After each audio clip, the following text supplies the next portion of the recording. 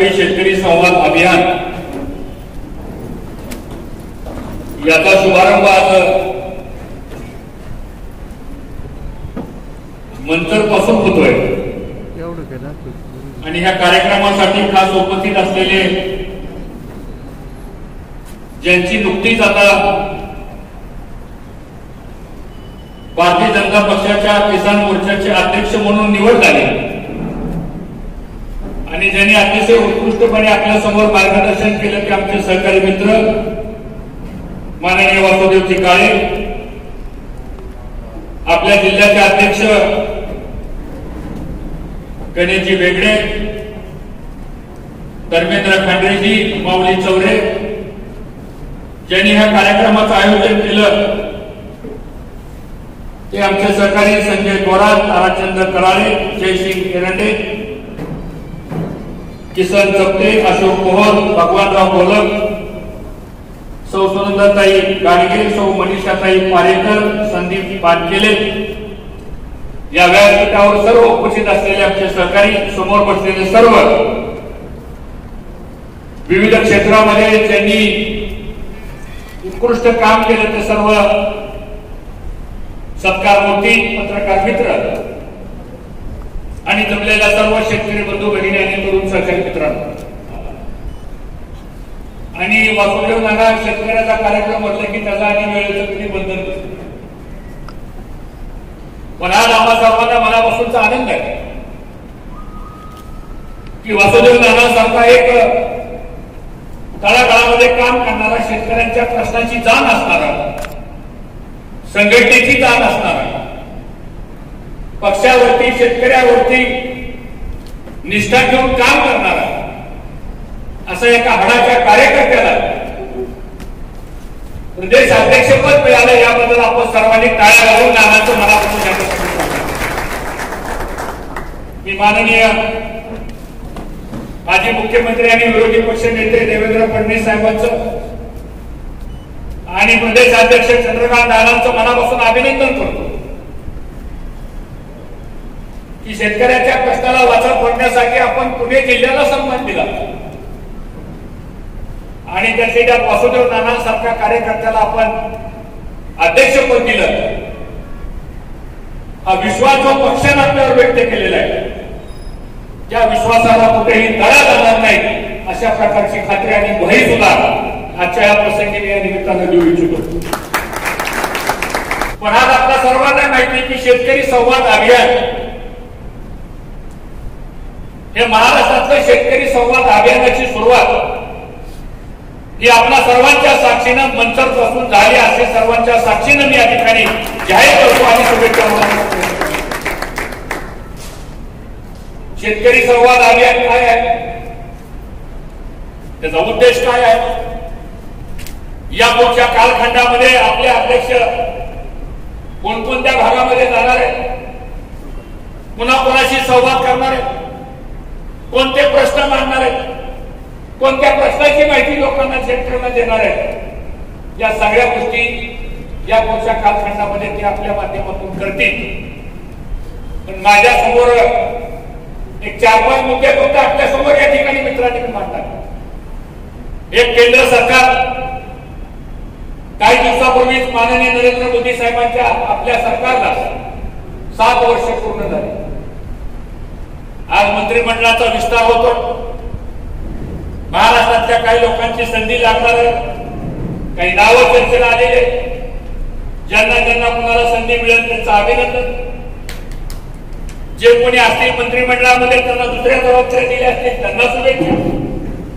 पण याही पेक्षा महत्वाचा मुद्दा असा आहे की केंद्र सरकारनं गेल्या 7 वर्षाच्या कालखंडामध्ये शेतकऱ्यांच्या हिताचे जे निर्णय घेतलेले आहेत त्या निर्णयाबद्दल सुद्धा मला वाटतं आजच्या ह्या कार्यक्रमाच्या निमित्तानं आपल्याला बोलण्याची आवश्यकता आहे. आत्मनिर्भर भारत योजना गेल्या वर्षी कोविड आलं, दुर्दैवानं अजूनही चालू आहे. आमच्या अध्यक्षांना कालच कुणीतरी बोलवून घेतलं म्हणजे तुम्ही माणसं किती जमा करणार, म्हणजे आपला कार्यक्रम म्हणलं की तुम्ही माणसं किती जमा करणार. आणि सत्ताधारी पक्षातल्या कोणाचा कार्यक्रम असला तर मग सांगायचं हजाराच्या संख्येनं माणसं या, की असला भेदभाव कधी केंद्र सरकार करत नाही. पण केंद्र सरकारनं जे धोरण स्वीकारलं ते ह्या देशातल्या सगळ्या शेतकऱ्यांना, मग तो आपल्या विचाराचा असेल ना तर आपल्या विचाराचा नसेल, पण त्यालाही आर्थिक स्थैर्य प्राप्त करून देण्याचं काम जर कोणी केलं असेल तर माननीय नरेंद्र मोदी साहेबांनी केलेलं आहे. याचा विचार आपल्याला या निमित्तानं करण्याची आवश्यकता आहे. आत्मनिर्भर भारत योजनेमध्ये खूप मोठ्या प्रमाणामध्ये निधी मिळाला. मागच्या कालखंडामध्ये किसान सन्मान योजना एक अत्यंत चांगली योजना, प्रत्येक शेतकऱ्याला 4 महिन्याला 2,000 रुपये, वर्षाला 6,000 रुपये देण्याच्या संदर्भातला निर्णय कोणी केला? माननीय पंतप्रधान नरेंद्र मोदी साहेब. आज तुमच्या खात्यामध्ये डायरेक्ट पैसे जमा होत आहेत. केंद्र सरकारनं रासायनिक खताच्या साठी म्हणून जवळजवळ 84,000 कोटी रुपयाचं अनुदान दिलं. आता परवा खताच्या किमती वाढल्या, युरिया वाढलं, पोटॅश वाढलं, DAP वाढलं, 19 खताच्या किमती वाढल्या आणि यासाठी 14,000 कोटीचं परवा एक नवं अनुदान या खताच्या सबसिडी करता सुद्धा कोणी दिलं तर केंद्र सरकारच्या माध्यमातून. त्याबरोबर एक नवीन कृषी कायदा आणला. आता त्या कायद्याची तर मोठी गंमतच आहे. आजी पंतप्रधान डॉक्टर मनमोहन सिंग साहेब असताना तो कायदा चर्चेला होता. एक अभ्यास गट केला, त्यावेळेस माझ्याकडे पणन खातं होतं, त्या कमिटीचा मी अध्यक्ष होतो आणि ज्या ज्या शिफारशी आपण त्या कायद्यामध्ये करायला सांगितल्या त्या शिफारशी माननीय मोदी साहेबांनी परवा मान्य केल्या. राजकारण शिरलं. दिल्ली, हरियाणा, पंजाब मधल्या काही शेतकऱ्यांना भडकवण्याचा प्रयत्न काही लोकांनी केला. एक आंदोलन दिल्लीच्या आसपास उभा करायचा निर्णय घेतला. काल महाराष्ट्राच्या विधानसभेचं अधिवेशन झालं. भारतीय जनता पक्षाची ताकद वाढायला लागली. भारतीय जनता पक्षाचे विरोधी पक्ष नेते भ्रष्टाचाराची प्रकरण या राज्याच्या 14 कोटी लोकांच्या समोर मांडायला लागले. शेतकऱ्यांचे प्रश्न मांडायला लागले, कामगारांचे प्रश्न मांडायला लागले, भ्रष्टाचाराचे प्रकरण त्या ठिकाणी काढायला सुरुवात झाली. मग सरकारने काय केलं? रडीचा डाव केला आणि 12 आमदारांना काल सस्पेंड केलं. लोकशाहीमध्ये सरकार असेल एखाद्या पक्षाचं किंवा 3 पक्षाचं, आता मग असे नाना म्हणाले की ही 3 पक्षाची रिक्षा आहे म्हणून, पण नाना 3 पक्षाची रिक्षा आहे पण त्याला परमिटच नाही, कारण जनतेचा आधार नाही त्यांना. जनतेचा जनाधार कुणाच्या भागा होता? तो 2019च्या विधानसभेच्या निवडणुकीचे निकाल जर आपण बघितले तर 105 भारतीय जनता पक्षाला आमदार निवडून आले आणि शिवसेनेचे 56-58 म्हणजे 100 जवळपास 60 ते 65 आमदारांना दोन या महाराष्ट्राच्या जनतेने दिला. पण अनैसर्गिक आणि गैरमार्गाने आज महाराष्ट्रामध्ये सरकार स्थापन झालेलं आहे. ते कसं चाललंय हे आता या महाराष्ट्रातल्या घराघरातल्या सामान्य माणसासमोर चेष्टेचा आणि चर्चेचा विषय झाला. त्यामुळे अशा पद्धतीनं केंद्रामध्ये आपलं सरकार काम करत असताना खूप निर्णय आज तुमच्या माझ्या मदतीकरता केंद्र सरकारनं मित्रांनो या ठिकाणी केलेले आहे. आज इथं आपण पाहिलं असेल की 2020-21चा अर्थसंकल्प झाला. इरिगेशन डिपार्टमेंट म्हणजे पाटबंधारे सूक्ष्म इरिगेशन करता म्हणून यापूर्वी फक्त 10,000 कोटीची तरतूद असायची. पण मोदी साहेबांना 16,50,000 कोटी रुपयाची तरतूद केवळ या देशातल्या शेतीला सिंचनाला पाणी मिळालं पाहिजे या माध्यमातून या ठिकाणी केली. मायक्रो इरिगेशन करतात. केंद्र सरकारनं 51 लाख हेक्टरवर मायक्रो इरिगेशन करायला परवानगी दिली आणि 13,475 कोटी रुपयाची तरतूद या मायक्रो इरिगेशन करता मित्रांनो या ठिकाणी केली. पंतप्रधान विमा योजना नव्याने योजना सुरू केली. काल परवा कोणीतरी म्हणलं बीड पॅटर्न लावा. काय बीड पॅटर्न आहे? राज्य सरकार म्हणते आम्ही बीड पॅटर्न राबवू. विमा योजना राज्य सरकारचा संबंध नाही. विमा योजना ही केंद्र सरकारची आहे आणि माननीय पंतप्रधानांनी पंतप्रधान विमा योजना आणली. आज आम्हाला अभिमान आहे. 90,000 कोटी रुपयाची तरतूद शेतकऱ्यांचं नुकसान झालं तर त्याला विमा कंपनीला भरून दिलं पाहिजे असा ऐतिहासिक निर्णय पंतप्रधानांच्या माध्यमातून या ठिकाणी झाला. आणि या वर्षाची आकडेवारी अशी आहे 70 लाख शेतकऱ्यांना देशामध्ये 8,741 कोटी रुपयाचं विम्याचं संरक्षण आणि नुकसान भरपाईची रक्कम ही आपल्याला या विम्याच्या पॉलिसीच्या माध्यमातून मित्रांनो मिळालेली आहे. एका बाजूला शेतकऱ्याला आपत पुरवठा लागतो. ज्यावेळेस बजेट मांडलं गेलं 16 लाख कोटीचं बजेट आहे शेतकऱ्यांच्या शेतीच्या फायनान्सच्या संदर्भात. त्यातलं महाराष्ट्राच्या वाट्याला आले 72,000 कोटी रुपयाचा कर्ज वाटपाचा मर्यादा.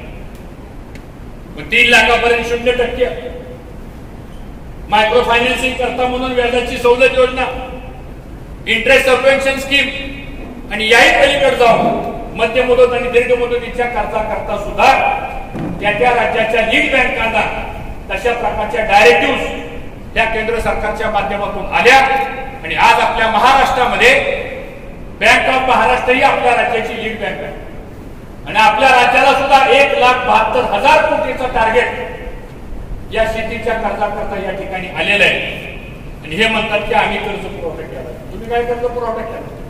सगळी योजना आणि सगळा निधी केंद्र सरकारचा आहे. तुम्ही पोस्टमनचं काम करताय. नरेंद्र मोदी साहेबांची मनी ऑर्डर राज्य सरकारला येते आणि मग राज्य सरकारचा एखादा पोस्टमन घरात जाऊन सांगतो की तुला मनी ऑर्डर आली आणि ते आता हळूच म्हणतो ही मी तुला आणली कसं. असं नाहीये. योजना केंद्र सरकारने आणलेल्या आहे.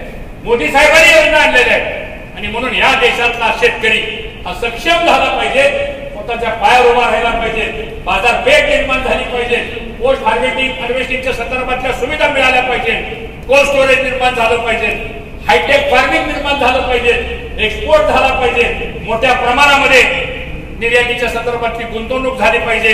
आणि जवळजवळ 28 शेतमालांना हमी भाव वाढवून देण्याचा निर्णय सुद्धा हा मोदी साहेबांच्या माध्यमातून झालेला आहे. सगळी आकडेवारी माझ्याकडे आहे. वेळ कमी आहे. तासोन तास जरी बोललं तरी वेळ कमी पडेल एवढी आकडेवारी आपल्याकडे आहे. पण आज अशी परिस्थिती आहे की आपण हा शेतकरी संवादाचा नाना तुम्ही जो काही कार्यक्रम घेतलेला आहे माझी तुम्हाला विनंती आहे. बऱ्याच वेळा होतं काय आपण सगळं करतो तळातल्या माणसापर्यंत सांगायला आपण कमी पडतो. सगळ्या योजना आपण चांगले आणतो पण शेतकऱ्याच्या दारापर्यंत जायला आपण कमी पडतो. हे कोणतरी आता थांबलं पाहिजे. आणि हे जे आपण केलेलं आहे शेतकऱ्यांच्या साठी म्हणून आपण केलेलं आहे. काय आम्ही उपकार केलेले नाही पण आमची नाळ ही शेतकऱ्यांच्या साठी जोडले गेलेली आहे. आणि म्हणून तसा आरक्षणाचा विषय महत्वाचा आहे. मराठा आरक्षणाचा विषय महत्वाचा आहे. ओबीसीच्या राजकीय आरक्षणाचा विषय महत्वाचा आहे. धनगर समाजाच्या आरक्षणाचा विषय महत्वाचा आहे.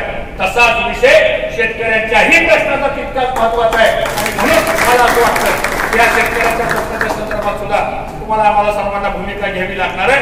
आणि म्हणून मुद्दामून आज आम्ही मंचर बसून का संवाद करतोय तर मंचर हे या महाराष्ट्राच्या देशाच्या प्रगत शेतकऱ्याचा एक हब आहे. इथला शेतकरी प्रगत तंत्रज्ञान विकसित करून शेती करणारा शेतकरी आहे. तो 10 गुंठ्यामध्ये उत्पन्न 10 लाखाचं काढेल. 1 एकरामध्ये 50 लाखाचं उत्पन्न काढेल. बायका पोरा सहित शेतामध्ये काबाड कष्ट करेल. पण खऱ्या अर्थानं काळ्या आईची सेवा करण्याचं काम या मंचरच्या भूमीमध्ये असल्यामुळं याची सुरुवात आपण या भागापासून आपण केलेली आहे. याचाही विचार आणि विचार माध्यमातून आपल्या सर्वांना पुढे जाण्याची आवश्यकता आहे. आणि म्हणून मोदी साहेबांनी अनेक निर्णय घेतलेले आहेत. कृषी कायद्याच्या बाबतीमध्ये मी एवढंच सांगणार हमी भावाचा कायदा वेगळा आणि कृषी खात्याचा कायदा वेगळा. ते कपडे करून चाललं लागतं. हमी भावाचा कायदा हा मिनिमम सपोर्ट ऍक्टच्या माध्यमातून होतो. त्याला वेगळं मंत्रालय आहे. त्याला वेगळी यंत्रणा आहे आणि त्याला वेगळा आर्थिक सपोर्ट द्यावा लागतो आपल्याला. मक्याचा जर 1600 रुपये हमी भाव असेल 1300 रुपये हमी भाव असेल आणि एखाद्या बाजार समितीमध्ये जर मका 1100 रुपयांनी खरेदी केली जात असेल तर 200 रुपये एमएसपी आणि खरेदी मधला जो फरक आहे तो कायद्याला तो शेतकऱ्याला द्यावा लागतो. त्याला म्हणतात हमी भावाचा कायदा. त्यामुळे तो कायदा वेगळा आहे. मोदी साहेबांनी वारंवार सांगितलं आंदोलन चालवलं त्यावेळेस मला मला म्हणजे तुमच्या तुमचा रिपोर्ट वाचला म्हणजे मी तुम्ही त्या कमिटीचे अध्यक्ष असताना 2 तास आमची चर्चा दिल्लीमध्ये ते म्हणजे हे सगळं समजून सांगितलं मी त्या लोकांना. ते नुसते मिटिंगला खाली बसतात, वर सुद्धा मान काढत नाही. तासोन तास किती भूमिका मांडली सरकारच्या वतीनं, तर शेवटी उठताना म्हणतात आमचं समाधान झालं नाही आणि आमचं आंदोलन झालं. आंदोलनामध्ये कोण आहे? ज्यादा शेतीचा संबंध नाही ते आंदोलन. लांबची कुठली बाहेरची माणसं आणली आणि ती आंदोलनामध्ये हिंसा करण्याचा प्रयत्न त्या ठिकाणी करतात. आणि म्हणून मोदी साहेबांनी माननीय राष्ट्रपतींच्या अभिभाषणावरती उत्तर देताना पार्लमेंटमध्ये सांगितलं की या कायद्यातली एक तरतूद मला अशी दाखवा किती शेतकऱ्याच्या विरोधात आहे, मी कायदा लागू केला पाहिजे. आणि जर ह्याची एक तरतूद जर शेतकऱ्याच्या विरोधात नसेल तर तुम्ही काय शिक्षा भोगणार ते सांगा. एक जण तुला आला नाही. मला सांगा 90 दिवस 100 दिवस 150 दिवस 200 दिवस आंदोलन चाललं, ठीक आहे, लोकशाही प्रत्येकाला आंदोलन करण्याचा अधिकार आहे. मला सांगा कोणता नेता त्या कृषी कायद्याच्या कोणत्या कलमावर कोणत्या बाबीवर कोणत्या अमेंडमेंटवर बोलला? एक उदाहरण सांगा मला. बोलणार काय? आम्ही पाऊस काढून टाकला, तू नाही काढला ते बोलणार. आणि कायदा वाचा ना. मी तोमर साहेबांना म्हणलं साहेब तुम्ही डिबेट घ्या, ज्या पार्लमेंटमध्ये डिबेट संपवला लावा बोलायला. ही माझ्या कायद्यातल्या 15 तरतुदी आहे आणि तुम्हाला कोणत्या तरतुदी नको आहेत सांगा, त्याची चर्चा करा. कुणी बोलायला तयार नाही. याला अर्थ असा आहे की फक्त सरकारला टार्गेट करायचं, केंद्र सरकारला आता कुठेतरी घेरायचं, अशा पद्धतीने मित्रांनो हे चाललेला सगळा कारभार आहे. आणि म्हणून आता 31-35 राज्य आहेत आपल्या देशामध्ये. गेले का शेतकरी महाराष्ट्रातले आंदोलन करायला? गेले का शेतकरी कर्नाटक मधले आंदोलन करायला? गेले का शेतकरी गुजरात मधले आंदोलन करायला? गेले का शेतकरी राजस्थान मधले आंदोलन करायला? नाही गेले. तामिळनाडू मधलं कोण केलं का? केरळ मधलं कोण केलं का?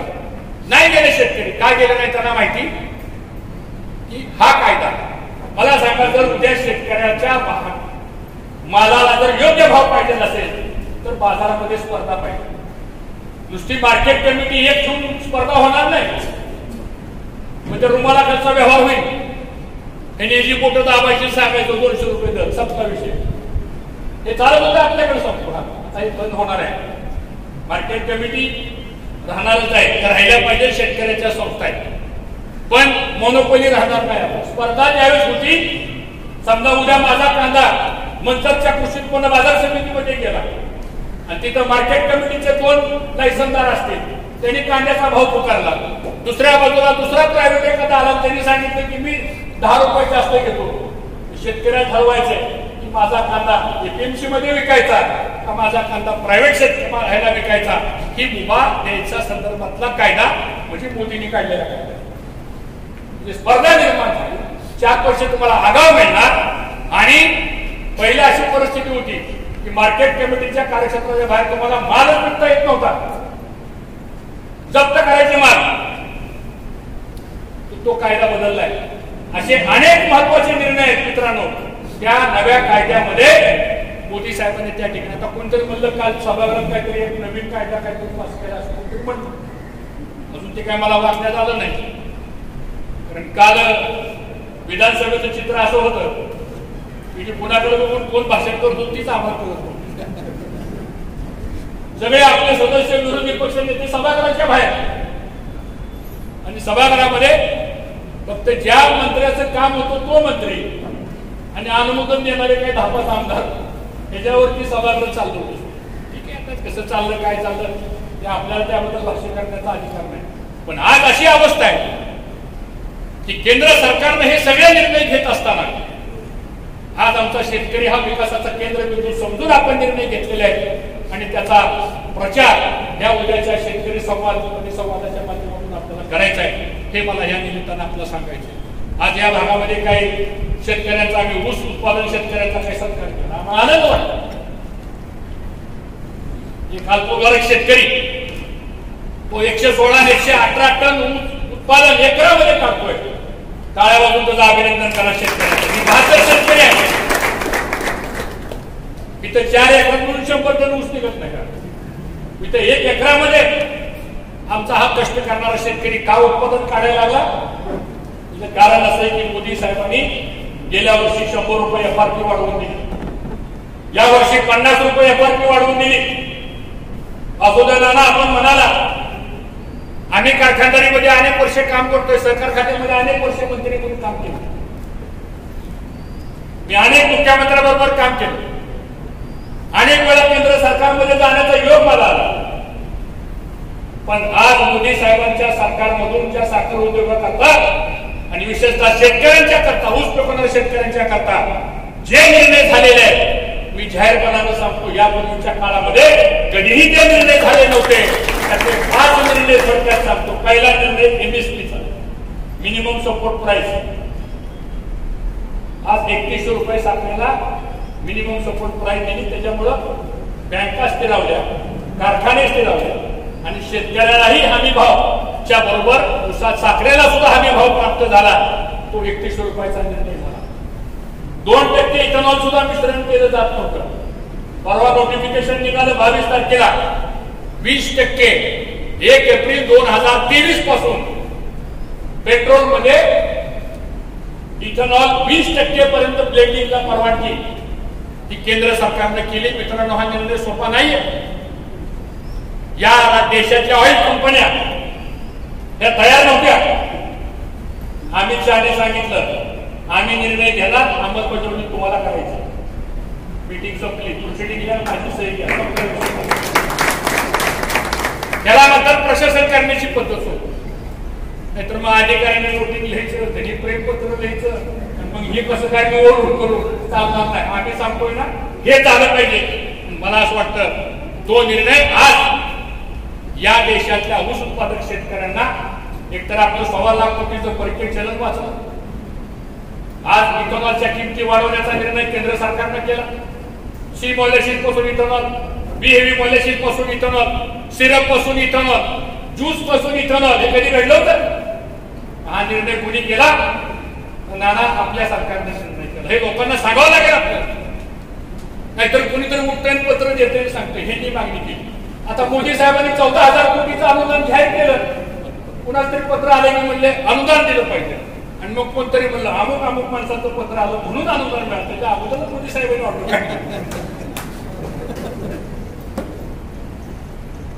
60 लाख मेट्रिक टन साखर एक्सपोर्ट करण्याकरता म्हणून 6,000 रुपये पर टन एक्सपोर्ट सबसिडी कुणी दिली?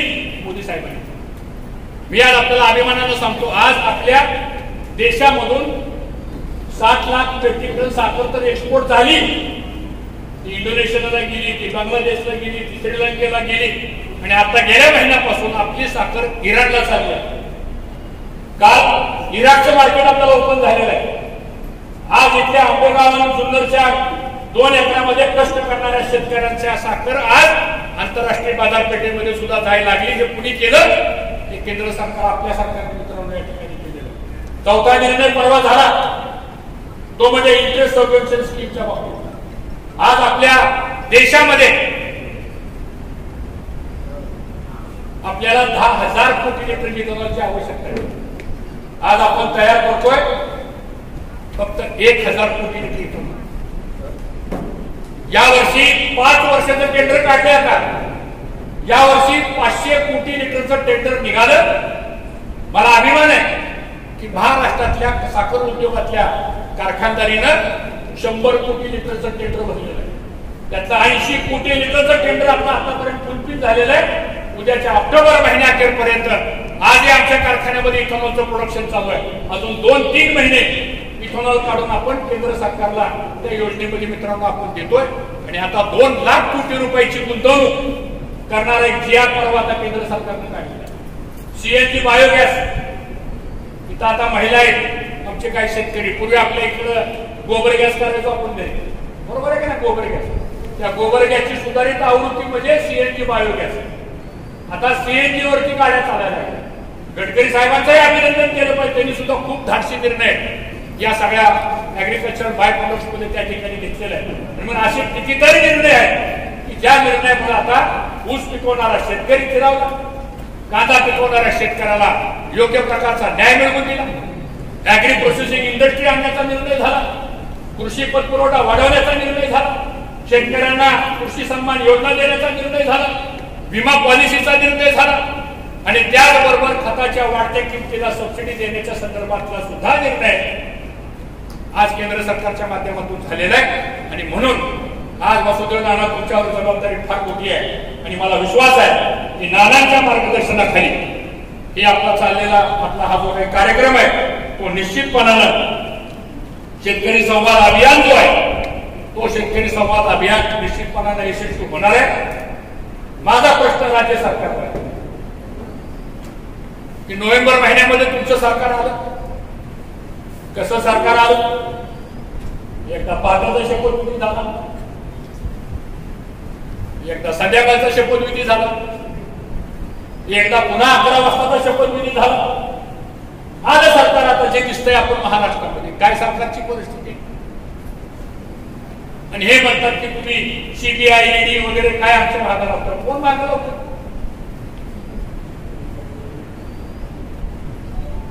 शेवटी तुमचे जसे डॉक्युमेंट्स असतील ती एक स्वायत्त असलेली संस्था आहे, ऑटोनॉमस बॉडी आहे, ती ऑटोनॉमस यंत्रणा आहे. आज महाराष्ट्राचं चित्र जर आपण बघितलं, एक मंत्री उभा राहून सांगतोय आता वीज भरायचं नाही, वीज बिल भरायचं नाही, माफ कुणाचं कनेक्शन तोडणार नाही. आणि सभागृह संपलं की ऊर्जा मंत्री म्हणतोय उद्यापासून वीज बिल नाही भरलं तर कनेक्शन तोडणार.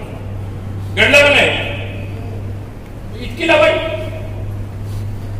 कोण म्हणलं 55,000 रुपये आम्ही इकडे तुम्हाला नुकसान भरपाई देऊ, 5 रुपये दिले. 2 नाही 4 चक्रीवादळ झाली, दमडा मिळाला नाही. मोदी साहेबांनी 5-5 किलो धान्य दिलं, 82 कोटी लोकांना धान्य दिलं कोविड मधून. त्या ट्रका लंपास केलं आहे, ते धान्य गेलं कुठं? मिळालं कोण गरीब माणसाला? म्हणजे आपण बघतो ना एखाद्या लग्नाच्या पंक्तीत जेवायला बसलं आणि वाढत्या जर ओळखीचा नसतो तर आपल्याकडे बघतच नाही, अशी अवस्था राज्य सरकारची झाली. म्हणजे शेतकऱ्यावर किती अन्याय करायचा. आज काय अवस्था आहे, प्रशासनाची काय अवस्था आहे, बदल्या कशा होत आहेत, काय काय चाललंय, कशा कशा घटना घडतायत, हे सगळा महाराष्ट्र विमुखपणानं होतोय. काळजी करू नका. आता ही राजवट आता संपण्याच्या अंतिम टप्प्यात आलेली आहे. पुन्हा एकदा या महाराष्ट्रामध्ये देवेंद्र फडणवीस साहेबांच्या नेतृत्वाखाली तुमचं आमचं गोरगरीब माणसाचं सरकार आल्याशिवाय राहणार नाही हा विश्वास आम्हाला. म्हणून आज आपण शेतकरी वर्ग या ठिकाणी जमलेला.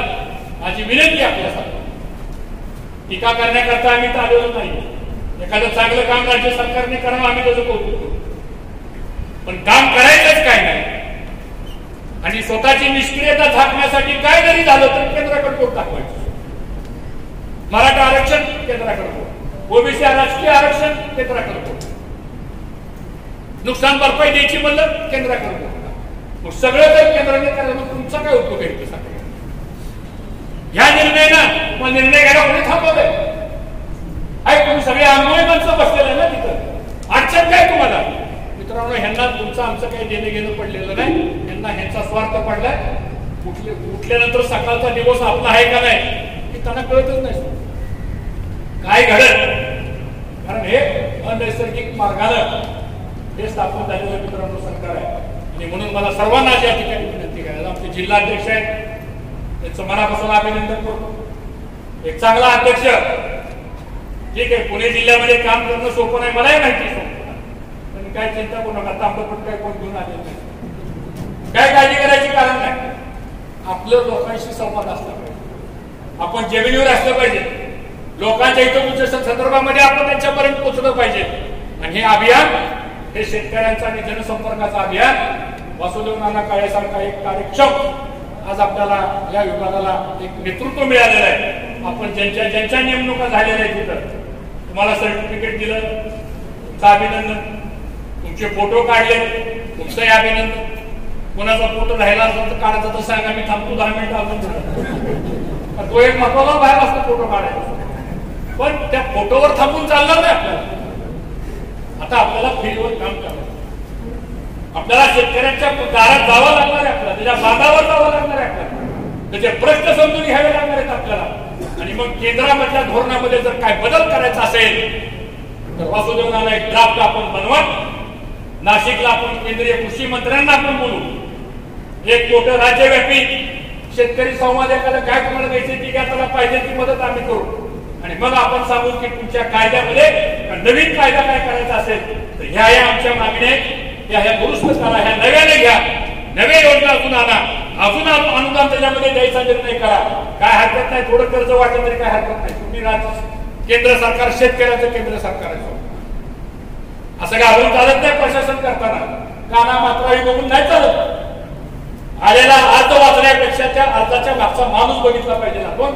आणि ती पद्धत आज माननीय मोदी साहेबांची आहे आणि त्याच पद्धतीने तुम्हाला सर्वांना काम करायचं आहे। म्हणून एक उत्तम पद्धतीनं या महाराष्ट्रामध्ये शेतकऱ्यांची मजबूत फळी, तो दुधाला हमी भावाचा प्रश्न असेल, साखरेच्या हमी भावाचा प्रश्न असेल, राज्य सरकारच्याकडून कर्जमाफीचा प्रश्न असेल, शेतकऱ्यांच्या वीज बिल माफीचा प्रश्न असेल, अनावश्यक केलेली वीज दरवाढ असेल, किंबहुना शेतकऱ्याच्या शेतसाऱ्यामध्ये काळी पट्टी, शिक्षण रोजगार हमी, इरिगेशनची पट्टी या सुद्धा अंमलात मोठ्या प्रमाणामध्ये ह्या पट्ट्या सरकारनं वाढवलेल्या आहेत। 15-15, 20-20 आणि 30-30% इरिगेशनच्या पट्ट्या सुद्धा वाढलेल्या आहेत। त्या सगळ्या आपल्याला आता कमी करावं लागतं, आंदोलन करावं लागेल आपल्याला। आणि मला असं वाटतं वासुदेव नाना आपण निर्णय घ्या, तुम्ही जिथं आम्हाला हात मारताल तिथं तुमच्या पाठीमागं ताकदीने उभा राहण्याचं धोरण निश्चितपणाने आम्ही सर्वांना घेऊ, एवढाच विश्वास या निमित्तानं देऊ इच्छितो।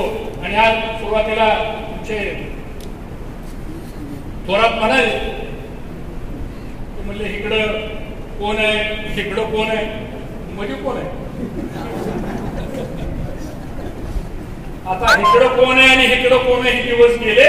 जी माणसं मध्ये आहे त्यांची डायरेक्ट लाईन दिल्लीला आता काळजी करायचं कारण नाही। म्हणून पुढच्या काळामध्ये आपण सर्वजण काम करूया, एक चांगला कार्यक्रम घडवला त्याबद्दल संयोजकाचा मनापासून आभार मानतो। आणि मॅडम तुमचाही आभार मानतो, तुम्ही सुद्धा खूप चांगलं विश्लेषण सगळ्यांचं केलं, त्याबद्दल त्यांनाही टाळ्या वाजवून त्यांचंही आशीर्वाद करा। आणि माझं लाभलेलं भाषण जय हिंद।